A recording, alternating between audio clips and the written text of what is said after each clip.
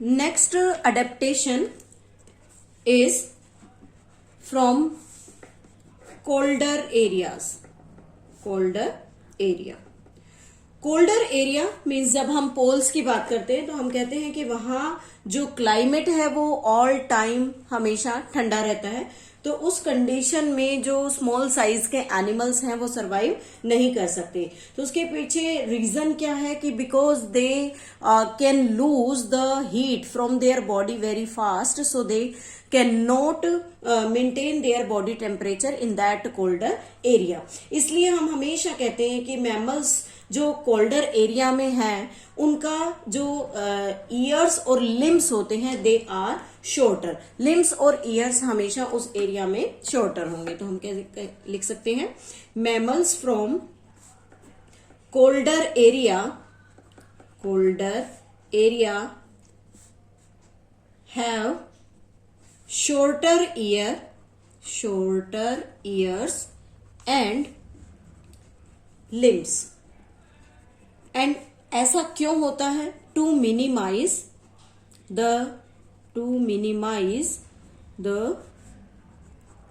Heat loss, ताकि उनकी body से हीट लॉस ना हो सके। और इस पर्टिकुलर कैरेक्टर को हम यहाँ एलेंस रूल कहते हैं। Most important, what is Allen's rule? Means the mammal from colder climate have shorter ear and limbs to minimize the heat loss। इसी के साथ दूसरा एग्जाम्पल लेते हैं, सील्स जो एक्वेटिक मैमल है, it is an aquatic mammal. इस aquatic mammal की जो बॉडी होती है have a thick fat layer. इसके ऊपर एक थिक फैट लेयर होती है, fat layer which is named as blubber, जिसे ब्लबर कहा जाता है। और ये कहाँ होती है? बिलो द स्किन के नीचे होगी। Then what is the function of this blubber? इस ब्लबर का क्या फंक्शन होता है? The blubber act as insulator and reduce loss of heat from body से हीट को लॉस करने में, हीट फ्रॉम बॉडी से हीट लॉस होने से रोकता है। तो यहां पर हम देख सकते हैं कि कोल्डर एरिया के जो एनिमल्स हैं वो कैसे सरवाइव करते। नेक्स्ट है फिजियोलॉजिकल एडेप्टेशन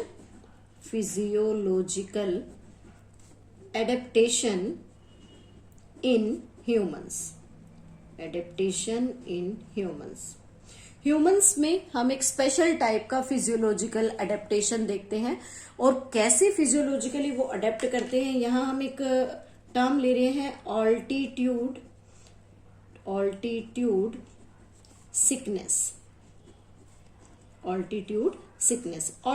सिकनेस मीन्स जब हम बहुत ज्यादा हाइट पर जाते हैं। Suppose that we are present on plain, और प्लेन से जब हम माउंटेन पर शिफ्ट करते हैं तो जैसे जैसे हम ऊपर मूव करते हैं एटमॉस्फेरिक प्रेशर वहां पर लो हो जाता है। मीन्स जैसे जैसे हम माउंटेन पर मूव कर रहे हैं एटमॉस्फेरिक प्रेशर लो होगा, और उस लो एटमॉस्फेरिक प्रेशर का रिजल्ट क्या होता है कि हमारी बॉडी इनफ ऑक्सीजन को नहीं ले पा रही है। Means body not get enough oxygen, proper oxygen, जितनी ऑक्सीजन की हमें रिक्वायरमेंट है हम उस ऑक्सीजन को बॉडी में ग्रास्प नहीं कर सकते। तो इस कंडीशन में हमें बॉडी में कुछ सिम्टम्स दिखने लगते हैं, and these symptoms include nausea, जी मितलाने लगता है। देन उसी के साथ हमें प्रॉब्लम होती है हार्ट बीट इंक्रीज होने की, जिसे हम हार्ट पाल्पिटेशन कहते हैं। हार्ट पाल्पिटेशन वहां पर होगा।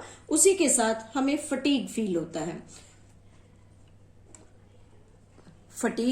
होगा। तो ये जो सिम्टम्स हैं, ये सिम्टम्स हमें कब दिखाई देते हैं? जब हम प्लेन से माउंटेन की तरफ जाते हैं, when the atmospheric pressure is very low, so that our body not get enough oxygen. Then then how we can remove such type of problem. तो उस प्रॉब्लम को रिमूव करने के लिए हमारी बॉडी एक्लीमेटाइजेशन शो करती है, एक्लीमेटाइजेशन।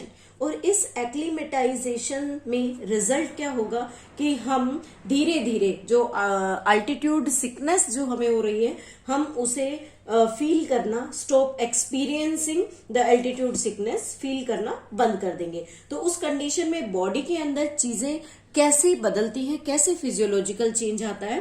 First physiological change is the low oxygen in body. Body में हम लो ऑक्सीजन को ले पाते हैं। इट मीन्स इस लो ऑक्सीजन को अगर हाई ऑक्सीजन में कन्वर्ट करना है तो बॉडी में इंक्रीज रेड ब्लड सेल्स, हमारी जो रेड ब्लड सेल्स हैं उनका नंबर इंक्रीज होना चाहिए। जैसे जैसे रेड ब्लड सेल्स का नंबर इंक्रीज होगा, धीरे धीरे हमारा जो ब्रीदिंग रेट है वो इंप्रूव हो जाएगा। The breathing rate will increase. और जो हार्ट पाल्पिटेशन की या हमें नोजिया की जो प्रॉब्लम हो रही थी वो जो प्रॉब्लम्स हैं हमारी ठीक हो जाएंगे। तो इस तरह से हमारी बॉडी एक्लीमेटाइजेशन करती है कि कैसे लो ऑक्सीजन डेफिशिएंसी या लो ऑक्सीजन कंसंट्रेशन में भी हमारी बॉडी इजीली कवर कर सकती है। नेक्स्ट आता है कि जो बहुत सारे ऐसे ऑर्गेनिजम्स हैं जो हाई टेम्परेचर पर भी सरवाइव कर सकते हैं। जैसे अगर हम ह्यूमन बॉडी का एग्जांपल लें, ह्यूमन बॉडी, तो ह्यूमन बॉडी में हम हमेशा देखते हैं कि ह्यूमन बॉडी एक नैरो रेंज ऑफ टेम्परेचर को टॉलरेट कर सकती है। और नैरो रेंज ऑफ टेम्परेचर में हम एक कांस्टेंट बॉडी टेम्परेचर हमेशा स्टडी करते हैं 37 डिग्री, जो ह्यूमन बॉडी में प्रेजेंट होता है। तो हम देखते हैं कि मैमल्स के अंदर या ह्यूमंस में स्पेशली 37 डिग्री पर सभी मेटाबॉलिक रिएक्शंस चलती हैं। All metabolic reactions work on that temperature. तो रिजल्ट क्या होगा कि बॉडी के अंदर प्रेजेंट जितने भी एंजाइम्स हैं वो इसी टेम्परेचर पर अपनी मेटाबॉलिक रिएक्शंस को कंप्लीट करते हैं। But what about the archaea bacteria? Archaea bacteria में हम अलग अलग रेंजेस पढ़ते हैं। जैसे इसमें हम मेन 2 रेंजेस पर बात करते हैं, thermo acidophiles as well as the halophiles. दोनों कंडीशंस एक्सट्रीम होती हैं, जिसमें first thermo means high temperature range की बात करते हैं एंड सेकंड एसिड कंडीशन की। तो टेम्परेचर की अगर बात करें तो जो माइक्रोब्स हैं वो अप्रोक्सीमेटली 100 डिग्री को भी इजीली टॉलरेट कर सकते हैं। और एसिडिक मींस हाईली एसिडिक, अगर हम 1 pH को कंसीडर करें तो उस पर भी इजीली वो ग्रो कर सकते हैं। हेलोफाइल्स में मींस हाई सैलिनिटी कंडीशन में भी वो सरवाइव कर सकते हैं। तो यहाँ पर मेन रीजन क्या होगा कि जितने भी माइक्रोब्स होते हैं उन माइक्रोब्स की बॉडी में प्रेजेंट एंजाइम्स एक्सट्रीम कंडीशंस पर हमेशा ग्रो करते हैं। और वो एक्सट्रीम कंडीशन क्या है कि माइक्रोब के एंजाइम्स, जैसे हम एग्जांपल ले लें तो थर्मोस्टेबल होते हैं। They are thermostable which can tolerate a high range of temperature.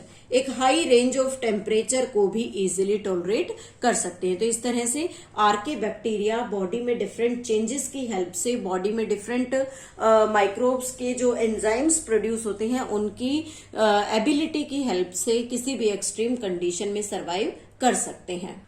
Next example लेते हैं बिहेवियरल मीन का, बिहेवियरल एडेप्टेशन। बिहेवियरल एडेप्टेशन में यहां एक एग्जांपल ले रहे हैं हम डेजर्ट लिजार्ड का। डेजर्ट लिजार्ड में जो फिजियोलॉजिकल एडेप्टेशन है वो पॉसिबल नहीं है। इट इज अनेबल और you can say it they lake the physiological ability. उनमें फिजियोलॉजिकल एबिलिटी नहीं है।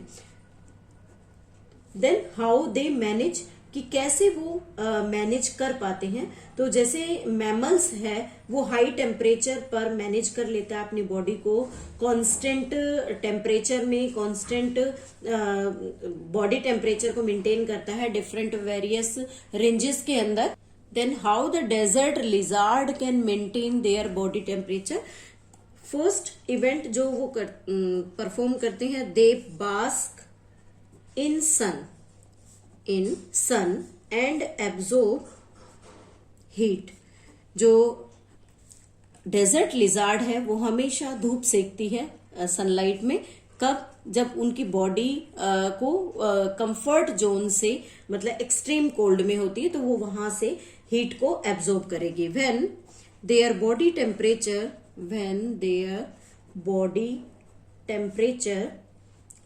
ड्रॉप्स बिलो कंफर्ट जोन से जब उसका बॉडी टेम्परेचर कम हो जाता है, then it moves into the sunlight और वहां पर बास्किंग करना स्टार्ट कर देती है। Then what will happen after that?